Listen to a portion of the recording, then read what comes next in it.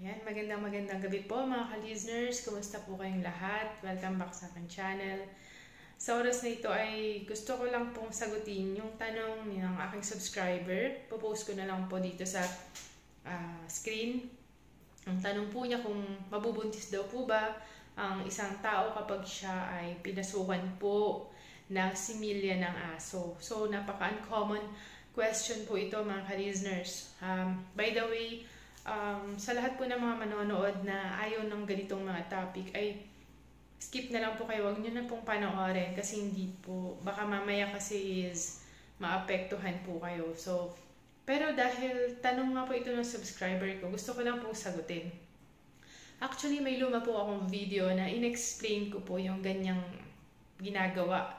May mga mangilan-ngilan po na mga tao talaga na sila ay nakikipag-contact sa mga alaga nilang aso or iba pang mga hayop.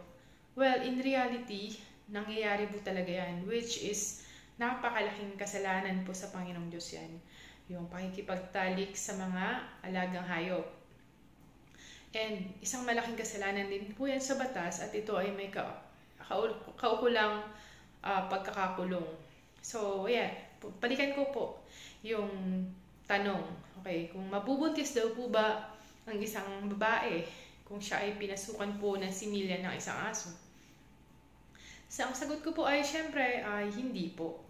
Yan, una sa lahat, yung DNA structure po ng aso at tao ay napakalaki ng pagkakaiba. Kaya hindi po kailanman makakabuo po ng sanggol.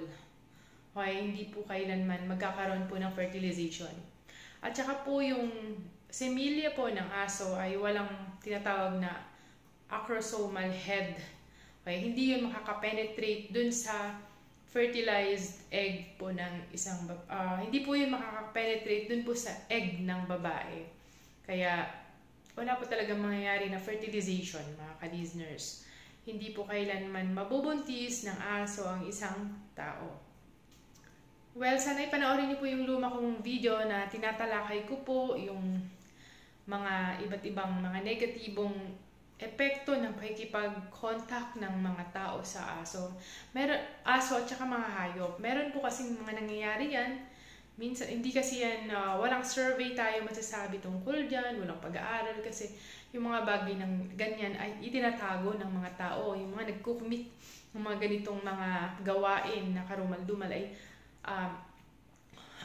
itinatago syempre ng mga tao kasi isa itong malaking kasalanan at isang bawal sa harapan ng Panginoong Diyos. Pero alam niyo po ba na sa ibang bansa may mga parang laganap na yung ganito na kung saan nag-aalaga sila ng mga aso or ano pa ba, baboy or mga hayop, and then ginagawa nilang para makapagpaligaya sa kanila, which is napakalaking kasalanan yun sa Panginoong Diyos.